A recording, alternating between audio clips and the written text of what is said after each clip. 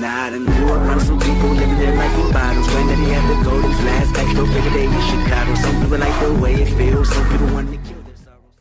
네, 안녕하십니까. 요새 펜로즈 시리즈를 이제 진행하고 있는데 확실히 인기가 없는 것 같아요. 이게 매우 재미가 없는 주제이기도 하고 이해를 못하는 사람들이 많기 때문에, 물론 제가 이해를 한다는 게 아니라 평소에 이런 주제에 대해서 관심도 없을 뿐더러 대다수의 사람들이 그렇잖아요. 이게 필요한 게 아니잖아요, 살면서. 그런 것도 있고 일반적으로 다루지 않는 부분을 다루고 있기 때문에 더더욱 그런 것 같아요. 만약에 촉근 이론이 이제 인기가 있다고 한다면은 대부분의 이제 학생들이나 일반인들이 본인이 그래도 많이 알고 있다, 상식선에서 많이 알고 있다라고 하는 게 이제 촉근 이론인데, 그 이상의 어떤 반박이나 그런 거에 대해서 들어본 적도 없고 생각해 본 적도 없고, 왜냐면은 본인 능력 밖이라고 생각하니까 그래서 그런 것 같기도 하고, 제 영상이 이제 재미가 없어서 그럴 수도 있고 여러 가지 분석이 있는데, 요새 조회수가 많이 안 나오는 건 사실인 것 같아요. 저도 지겹긴 한데 이 펜로즈 시리즈가 끝나려면 한 달은 더 있어야 될 것 같아서 미리 말씀을 드리고 시작을 하도록 하겠습니다. 그래서 조회수 치트키를 좀 써야 될 것 같을 텐데, 간만에 중간 평가 겸 제가 이제 이런 펜로즈 시리즈나 어떤 우주 시리즈를 진행한 이유가 이유는 아닌데 이제 하다 보니까 이 진화론에 대해서 결론을 짓고 싶다. 근데 결론을 지을 만한 제 역량은 부족하고, 중간에 이제 지적 설계에 관해서 제가 정보를 얻게 돼서 그에 대해서 파다 보니까 이 우주론에 대해서 확실히 알아야 된다는 것을 제가 인지를 했고, 그래서 다양하게 더 깊게 파고들다 보니까 펜로즈 시리즈까지 오게 된 것 같습니다. 그래서 어쨌든 이번에 펜로즈 시리즈에서 제가 얻고자 하는 것을 대부분 그래도 조금이나마 얻었는데요. 일단 진화론에서 이제 자연 선택이라는 게 있잖아요. 자연 선택이라는 거는, 물론 제가 이 전문가가 아니니까, 자연 선택이라는 건 뭐냐, 그냥 우연히 일치일 수도 있지만 우연히 목적이 없는 거죠. 자연 선택이라는 게 우연히 어떤 선택의 갈림길이 있을 거거든요. 분자의 어떤 공간상의 구조라든지 원자의 구조라든지 그런 거에 의해서 딱 뭔가 변형이 되었을 때 그게 마침 자연 환경과 맞아 떨어지게 되더라. 그래서 그것이 점점 이제 시간이 지나면서 결국은 우리와 같은 생물이 만들어질 수밖에 없다. 그게 이제 자연 선택이라는 정의라고 한다면, 이게 정확하진 않아요. 정확하지 않을 수도 있고 맞을 수도 있고, 어쨌든 그런 식으로 생각을 하게 됐을 때, 그래서 이 자연 선택을 알기 위해서는 제가 그때 몇 달 전에 우주론을 알아야 된다, 우주론을 알아야 된다고 이제 그런 영상을 찍게 되었는데, 그래서 이제 그 우주론에 대해서 알기 위해서는 여러 가지 책도 찾아보고 자료를 찾아봤는데 많이 없더라고요. 없는데 딱 펜로즈 시리즈가 걸린 거예요. 펜로즈. 그래서 이제 이 지경까지 오게 된 건데, 정말 지겨운 지금 싸움인데, 그래 좋아요. 그래서 요새 이제 최근이죠. 어제까지 이제 급팽창 이론까지 이제 왔는데, 급팽창 이론에서 이제 말하고자 하는 거는 결국은 우리 우주가 급팽창이 될 수밖에 없다. 어쨌든 왜냐면은 우리 공간이 이렇게 있으면 이게 무한한지 아닌지 모르지만 거의 무한하다고 하다면은 제2법칙에 의해서 제2법칙을 가지고 이제 CMB를 CMB 우주 배경 복사를 조사를 한 거이기 때문에 여러분들이 그렇게 좋아하는 과학적인 거지, 과학적인 조사 방법으로 해봤더니 이게 자세히 말하면 이제 우주 전체가 하나의 블랙홀이라고 가정했을 때예요. 블랙홀이라고 가정했을 때 이제 조사해봤더니 뭐 10에 124다. 이 엔트로피가 우리가 이제 알 수 있는 우주의 총 엔트로피가 10에 124라고 이제 CMB 조사에서 알게 된 거고, 그래서 이게 확률로 생각을 하면 역순이 된다고 했잖아요.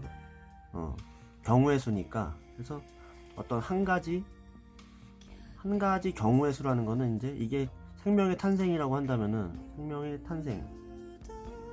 탄생이 한 번 일어났다. 한 번 일어났을 경우 이제 이게 10에 124가 되는 건데, 중요한 건 이제 여기서부터죠. 무엇이냐? 그 조사 방법은 모르겠어요. 그러니까 CMB의 어떤 그런 거로 봤을 때는 이런 확률이 나와야 되는데, 전 시간에 얘기한 대로 우주에 날라온 입자들을 가지고 6일 만에 생명이 탄생할 확률이 10에 10에 60승이라는 거죠. 확률적으로. 이 계산 방법을 이제 저도 찾아봐야 되는데, 맞다고 하고 수준에 맞게 잘 맞다고 가정한다면은, 그렇다면 이것은 어떻게 되는 거죠? 굳이 확률이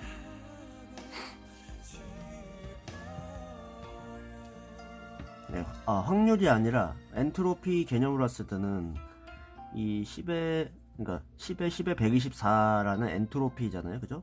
그런데 비교를 해보면은 굳이 그런 높은 엔트로피가 필요 없어도 이렇게 10에 60승 정도, 10에 60승 정도로도 생명이 탄생할 수 있다. 이게 뭐냐면은, 이게 엔트로피가 우리 우주 초기에 이랬는데, 사실상 우리 같은 생명이 탄생하려고 하면은 이 정도로도 충분하다. 그럼 뭐냐? 엔트로피가 높은 곳에서 낮아진 거죠, 그죠? 그렇잖아요. 높은 곳에서 낮아진 건데, 그럼 제2법칙은 어떻게 설명하지? 제2법칙. 엔트로피가 증가한다고 하는데 이 제2법칙을 어기게 된다. 그쵸? 그렇다면 문제는 문제가 뭐죠? 그쵸? 어떻게 되었느냐가 문제인데, 이것을 이제 어떤 개입으로 보느냐 이건데, 여기서부터 이제 매우 철학적인 건데, 그죠? 결론은 어떤 개입에 의해서 여러분들이 그렇게 좋아하는 과학적 법칙이 생길 수밖에 없다는 건데, 그죠? 이런 개입 없이는 이 제2법칙을 어기게 되는 거잖아요. 연력학이기 때문에 이거는 아주 과학적이죠, 여러분들이 생각하는. 그렇기 때문에 설명하기 어렵다 이거야. 그래서 만약에 이제 죄송합니다. 이게 그렇다기보다는 그게 문제예요. 결국은 어떤 개입에 의해서 진화가 일어났다고 해요. 진화가 일어났다고 한다면 그 진화는 우리가 말하는 진화일까, 아니면은 목적이 있는 이 신이나 어떤 그 상위 단계의 어떤 그런 지적 설계자들이 목적이 있던 없던 그렇게 해서 나타난 진화는 진화라고 볼 수 있느냐 이거야. 그렇잖아요. 제가 생각한, 제 개인적으로는 그건 우리가 생각하는 자연 선택에 의한 진화는 아니다라는 거지. 그래서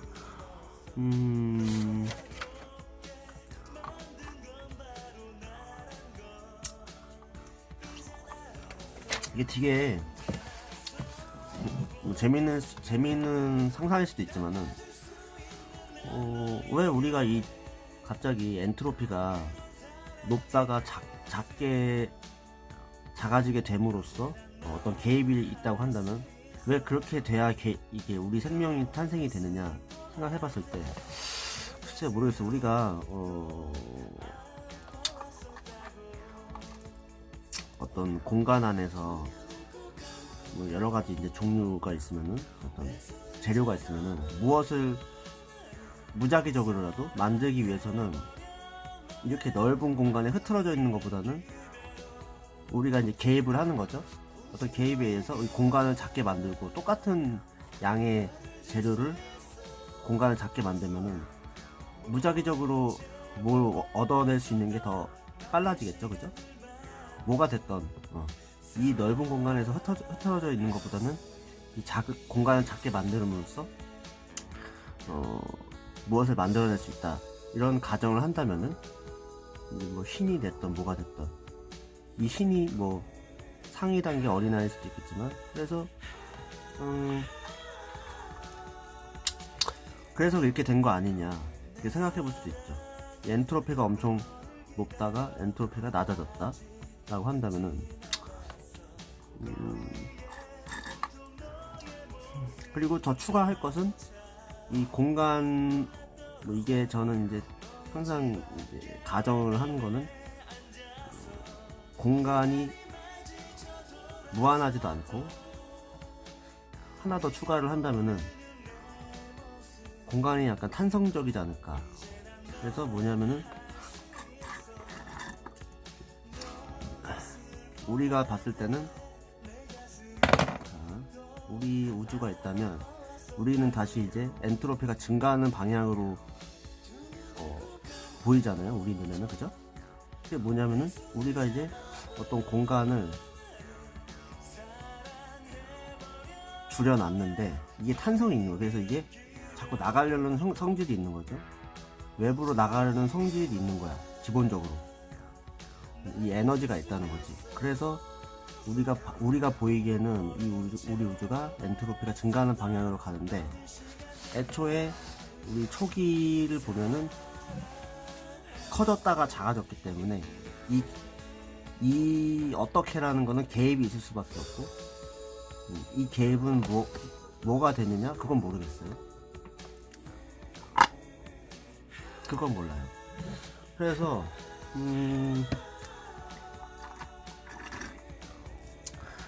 혹자는 그렇게 말할 수 있죠. 어쨌든 그건 그거고 우주의 공간을 무한대로 하면 어떻겠느냐라고 하지만은 이 펜로즈는 이 무한대라는 개념은 불명확하다라고 생각을 합니다. 불명확하고 이것은 이제 불연속적이라는 거지. 이 불연속적 물리학에 대해서 어떻게 설명을 해야 되느냐 이거를 고민을 하고 있습니다.